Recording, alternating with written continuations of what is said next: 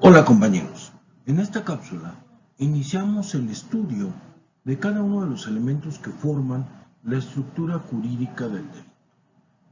Es muy importante comprender y aprender cada uno de los elementos de la estructura, ya que de ahí depende posteriormente que los identifiquemos y podamos analizarlos a la luz de la dogmática penal y hacer un diagnóstico efectivo en los casos que lleguemos a conocer y en los que nos toque intervenir.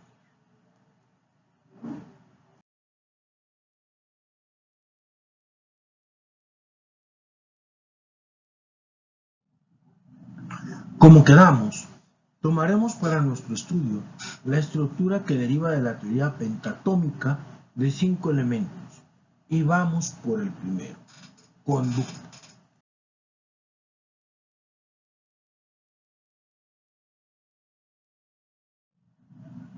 Por lo pronto daremos una definición. Conducta es el primer elemento básico del delito y se define como el comportamiento humano voluntario, positivo o negativo encaminado a un propósito. Ahora bien, la pregunta que nos haríamos es, ¿qué tipo o clase de comportamiento es el que nos debe interesar o es relevante para el derecho penal? Desde luego, no cualquier comportamiento. Por ejemplo, caminar, ir al parque o ver televisión quedarían excluidos. En cambio, aquellos comportamientos que se convierten en hechos que la ley penal describe como delitos, como por ejemplo, si una persona dispara un arma y mata a otra persona, si una persona se apodera de un objeto en un supermercado y sale del mismo sin pagarlo, con plena conciencia y voluntad de hacerlo, entre otros, son los que nos deben de estar interesados.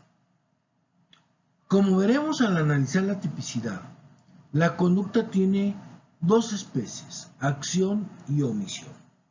Esto es, no todas las conductas, por consiguiente comportamientos humanos, son de acción, es decir, se manifiestan con un hacer.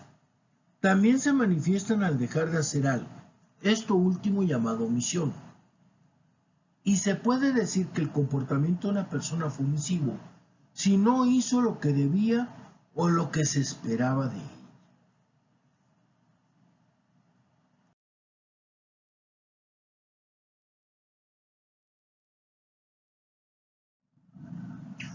Aprovechando que ya hemos usado las palabras tipicidad y delito, es la oportunidad para volver al tema de derecho penal, para ampliar el análisis de la conducta. Veamos. Función del derecho penal. El derecho penal, según Roxin, cumple una doble función, protección de bienes jurídicos y de los fines públicos de prestación imprescindibles. Visto desde otro escenario, podemos afirmar que las funciones del derecho penal son la protección de los bienes jurídicos y la motivación de conductas respetuosas ajustadas al orden social y jurídico establecido por normas legales. Resumido, podemos decir que es la de proteger los bienes jurídicos de mayor relevancia para la sociedad frente a las conductas humanas que los pueden lesionar o poner en peligro.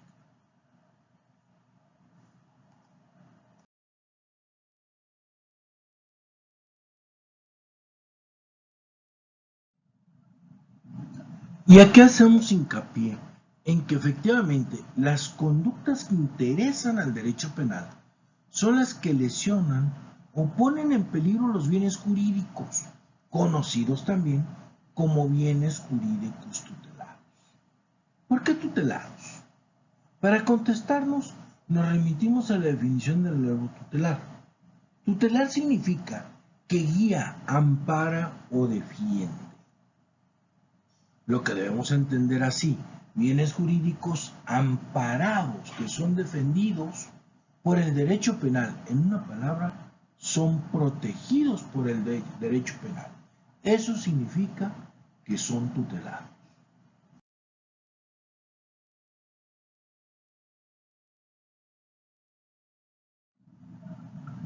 Para comprender y aprender mejor lo dicho en la lámina anterior, hay que recordar que en materia penal tenemos una ley sustantiva y otra adjetiva. Y aquí vamos a analizar la parte sustantiva. Para ello tengamos en cuenta la ley sustantiva, o sea, los códigos penales, cualquiera, ya sea el federal o de una entidad federativa, se dividen en dos libros. El primero, denominado Título Preliminar de Disposiciones Generales o de la Parte General, y el libro segundo, denominado Parte Especial o de los Delitos en Particular. En el libro primero, Parte General, se fundamentan las teorías del delito, delincuente, penas y medidas de seguridad. Es ahí donde vamos a encontrar la fundamentación legal de lo que viene siendo la teoría del delito y su aplicación dentro de lo que es la teoría misma del delito, la dogmática, y a los casos concretos. En el libro segundo, Parte Especial, se describen los delitos en particular y se dan las consecuencias jurídicas. Dicho de manera técnica, se dan los supuestos de hecho, descripción del delito, y las consecuencias jurídicas, penas, multas y medidas de seguridad que se determinen para sancionar dichas conductas. Además, en esta parte, la parte especial, se pueden consultar los bienes jurídicos tutelados y para ello basta leer cada título del libro segundo. Ejemplo, título primero, Delitos contra la Seguridad de la Nación del Código Penal Federal. En este título, el bien jurídico tutelado es la seguridad nacional. Las normas jurídico-penales cumplen su tarea de protección de bienes jurídicos definiendo en sus presupuestos los comportamientos delictivos a los que van legalmente ligadas diversas consecuencias jurídicas.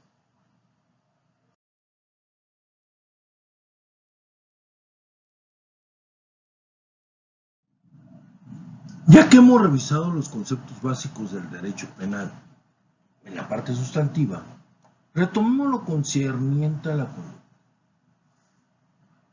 Y aquí hay algo que debemos de tomar en cuenta. Cuando hablamos de ausencia de conducta, realmente estamos hablando de una ausencia de voluntad. El derecho penal solo se ocupa de acciones voluntarias. No habrá acción penalmente relevante cuando falte la voluntad. ¿Por qué? Porque lo anterior elimina la conducta. Si no hay voluntad, se elimina la conducta. Y por lo consiguiente, de acuerdo a la estructura jurídica del delito, la conducta, que es el primer elemento que debe existir, ya que de no ser así, no se necesita seguir adelante con ningún análisis del delito. De acuerdo con la dogmática penal, la ausencia de conducta elimina la tipicidad para el imputado. Pero en el mundo fáctico, no implica que no haya un hecho que pudiera ser calificado como delito, ni que el imputado no lo haya realizado.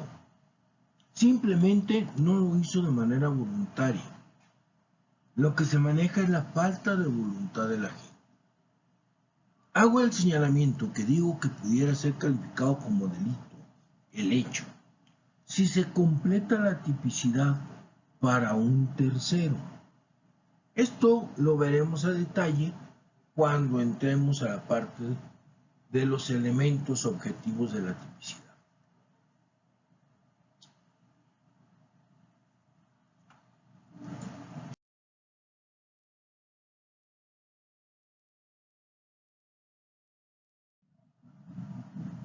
A continuación, abro un paréntesis para desviarme un poco de la teoría del delito y de la dogmática, ya que tocante a situaciones donde el imputado no realizó el hecho delictivo, que por obvias razones tampoco hay una conducta desplegada por el agente, todo se centra en que el hecho no se cometió, lo que constituye una causa de sobreseimiento.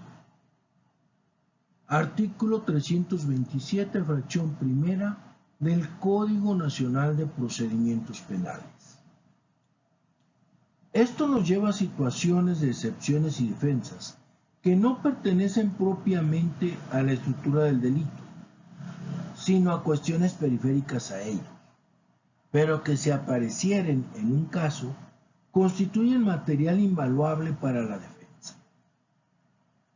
Y lo veo muy prudente abordar el tema, ya que como lo mencioné al principio de estas cápsulas, la intención de conocer la teoría del delito es saber cómo defender a un cliente aplicando la misma. Y estos temas son muy cercanos. No cumpliríamos dicho propósito si no tratamos las denominadas cuestiones periféricas.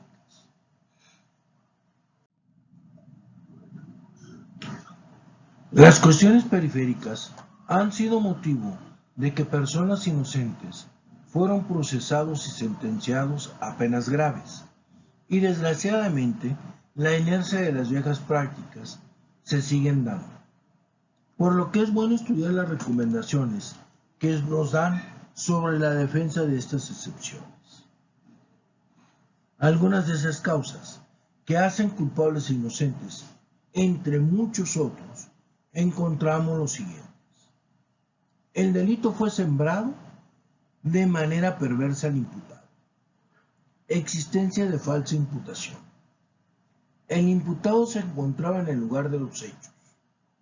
El imputado tiene un parecido físico a quien realizó el hecho delictivo. El imputado coincide con el retrato hablado. Se trata de casos de homonimia. Los vínculos del imputado con quien ha delinquido. Todos estos casos, el delito no existió. Lo que se ha hecho es la creación perversa de un delito. En la próxima cápsula, y antes de entrar al estudio de la tipicidad, veremos a detalle cada una de las causas mencionadas en esta última lista y la recomendación que nos da el doctor Javier Jiménez Martínez para defender las mismas. Hasta pronto, compañeros.